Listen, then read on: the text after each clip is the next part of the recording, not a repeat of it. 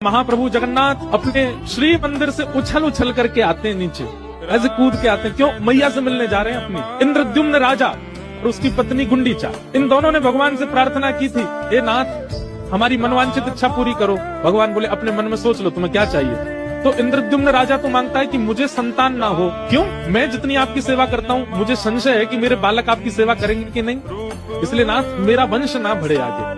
और बगल में बैठी गुंडीचा मन में सोचते हैं, हे नाथ मुझे पुत्र रत्न की प्राप्ति हो जाए। महाप्रभु जगन्नाथ कहते हैं भैया तुम दोनों पति पत्नी अलग अलग वरदान मांग रहे हो और बिल्कुल विपरीत वरदान मांग। इंद्रद्युम्न अपनी पत्नी से कहते तुमने क्या मांगा महाप्रभु से? बोले पहले तुम बताओ तुमने क्या मांगा। बोले मैंने तो ये मांगा कि हमारे संतान ही ना हो। पत्नी बोली ये क्यों मांगा? अरे हम जितनी सेवा करते हैं, हम जितना प्रेम करते हैं जगन्नाथ जी से, कहीं हमारे बालकों ने उतना प्रेम नहीं किया तो फिर हम कहीं वैकुंठ में, स्वर्ग में, नरक में कहीं भी होंगे, हमको बहुत कष्ट होगा कि देखो हमारे संतान सेवा नहीं कर रहे। वो कष्ट मुझसे सहन नहीं होगा क्योंकि उस बालक पे मेरा नाम चढ़ेगा। इंद्रद्युम्न का नाती है, इंद्रद्युम्न का बेटा है, सेवा ही नहीं करता जगन्नाथ जी की। पत्नी बोली मैंने तो फिर ये मांगा है कि हमें पुत्र रत्न मिले।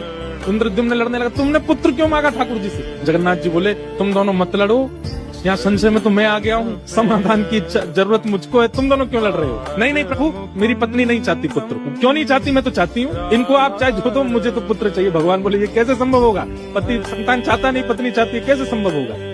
ठाकुर जी फंस गए बीच में। तभी भगवान कहते हैं अब तो एक ही उपाय है। बोले क्या? इनको पुत्र चाहिए नहीं और तुमको पुत्र चाहिए मैया, तो फिर एक काम होगा। क्या?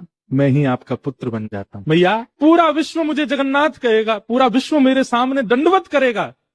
विश्व कल्याण के लिए मैं साल भर तो यही मंदिर में ही रहूंगा, लेकिन अपने जन्म दिवस के 15 दिन बाद मैं रथ में बैठ करके आऊंगा माँ आपके पास। पूरा विश्व मेरे चरणों में प्रणाम करेगा, पर मैं अपनी माँ की गोद में खेलने जाऊंगा। और महाप्रभु जगन्नाथ अपने भैया और बहन के साथ रथ में गाजे बाजे के साथ नाचते कूदते हुए अपनी मैया से मिलने जाते हैं। ऐसा कहते हैं कि श्री मंदिर में जगन्नाथ जी का दर्शन जितना पुण्य देता है उससे करोड़ गुना ज्यादा पुण्य श्री जगन्नाथ जी जब गुंडीचा में विराजते हैं वहां उनका दर्शन करने का पुण्य, उसका पुण्य का एक अंश ऐसा है कि फिर दोबारा जन्म नहीं लेना पड़ता। ऐसा वो ठाकुर जी की जन्म वेदी है। महाप्रभु जगन्नाथ जी का रूप वहीं निर्मित हुआ है गुंडीचा में।